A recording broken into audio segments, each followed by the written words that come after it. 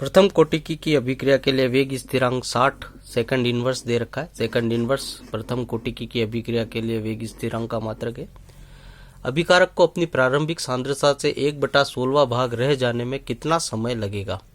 यानी शुरू में उसकी सांद्रता जो कुछ भी थी, अब 1/16 भाग बचा है, तो कितना टाइम में ये 1/16 भाग बचा। तो हम इसमें क्या क्या जानते हैं। हम जानते हैं वेग स्थिरांक।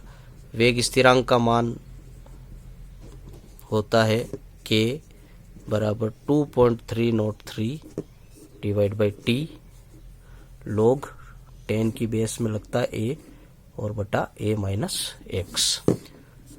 ये फॉर्मूला है। इस फॉर्मूले में हमको k का मान 60 दे रखा है। 60 बराबर आ जाएगा 2.303 डिवाइड बाई टाइम हमको पता करना है, log बेस 10 है। ए वो होता है जो प्रारंभ में दी गई सांद्रता। अब इस सवाल में कहीं भी प्रारंभिक सांद्रता नहीं दे रखी है और ये परसेंट में भी नहीं दे रखा है। परसेंटेज दिया हुआ होता तो हम 100 मान लेते प्रारंभ में 100, पर परसेंटेज नहीं दे रखा इसलिए हम मान लेते 1। और अब कितना बचा, a माइनस एक्स जो होता है वो शेष बचा हुआ होता है, तो शेष बचा है 1/16। तो 1/16 ये हमने लिख दिया 1/16।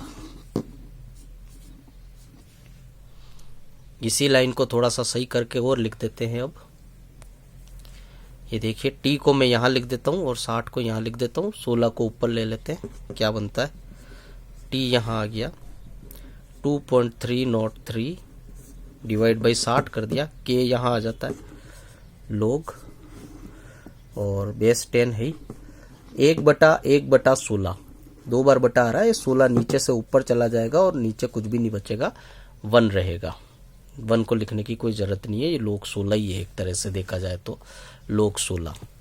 अगली लाइन में फिर चाहे तो लिख सकते हैं t बराबर 2.303 डिवाइड बाई 60 log 10 बेस 10 है और log 16 हो गया। अब यहाँ पे ध्यान से देखिए, log 16 का मान हमें नहीं मालूम है, तो हम इसको ऐसे मानों के रूप में लिखेंगे जो हमको मालूम होते हैं। 2.303 डिवाइड बाई 60 और log बेस 10। 16 को हम लिखते हैं 2 की घात 4। 2 की घात 4 का मान भी 16 ही होता है। उसके बाद नेक्स्ट लाइन में आ गए 2.303 डिवाइड बाई 60। अब यहाँ पे देखिए log 2 दे रखा और घात 4 है, तो log को हल करते समय इसमें घात हमेशा आगे इस जगह आ जाएगी। ये 4 जो है वो यहाँ से यहाँ आ जाएगा, तो हम इंटू 4 पहले लगा देते हैं और अब लिख देते हैं log 10 बेस 2। log 2 का मान हमको मालूम है, तो ये कुछ इस प्रकार से होगा t equal to 2.303 divide by 60 into ये 4 तो लिखना ही है और log 2 की जगह लिखेंगे 0.3010। 0.3010 log 2 का मान है। इन सबको आपस में गुणा करेंगे, 60 का भाग देंगे तो t का मान आ जाएगा। अब देखते हैं क्या करते हैं अपन। यहाँ पे आप 4 से 60 को 15 बार काट लीजिए। 4 एकम 4 और 15 चौक 60, ये 15 बार काट लिया।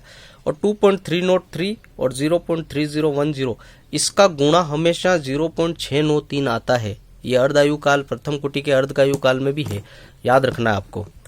तो ये हमारा हो जाएगा इन दोनों का गुणा 0.693 डिवाइड बाई 15।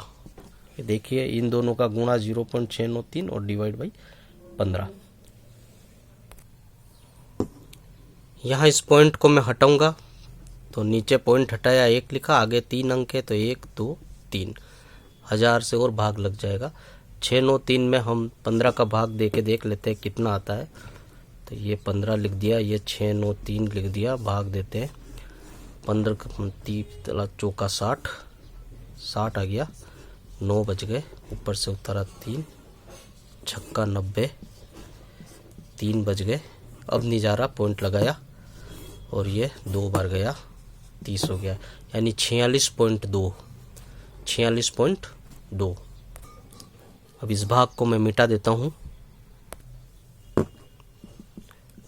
t बराबर 46.2 और इसके नीचे 1000 है, 1 2 3, एक पॉइंट और उड़ा दिया तो एक अंक का एक जीरो और आ गया। ठीक है, अब देखिए t बराबर 462 बन गया और नीचे 1000 है, 1000 नहीं है, इस बार 10,000 हो गया है। इस 10,000 को मैं ऊपर ले जाता हूँ, जितनी घातें नीचे है ऊपर ले जाएंगे तो निशान बदल जाएगा। 1 2 3 4, 4 जीरो ऊपर जाएंगे, 10 की घात -4। ये लीजिए 10 की घात -4, और ये सेकंड में दे रखा था सवाल, तो ये आ गया सेकंड। अभी और हल कर सकते हैं इसको हम। t बराबर, क्योंकि वैज्ञानिक पद्धति के अनुसार हमको प्रथम अंक और द्वितीय अंक के बीच में यहाँ पे पॉइंट लाना है। यहाँ जब हम पॉइंट लाएंगे, अभी हमारे पास यहाँ है 462.0, क्योंकि आगे कुछ नहीं है तो पॉइंट यहाँ होगा। अब इस पॉइंट को 2 खंड हमें उल्टे हाथ की तरफ लाना है, तो ये हो गया 4.62। 2 खंड इधर आया है तो 2 जीरो वाले 100 का गुणा और हो जाएगा, ये तो था, और 100 का और गुणा हो गया, क्योंकि ये पॉइंट 2 खंड इधर आया है। 100 का गुणा हुआ, 100 का गुणा, इसका मतलब 10 की घात 2, ये हो गए 10 की घात 2 सेकंड। पूरा एग्जैक्ट आंसर क्या बनेगा, 4.62 इंटू 10 की घात, इसको हल कर लेंगे, -4 + 2 यानी कि -2 सेकंड। तो सवाल के अनुसार अभिकारक को प्रारंभिक सांद्रता से 1/16 भाग रह जाने में 4.62 इंटू 10 की घात -2 सेकंड का समय लगेगा। धन्यवाद।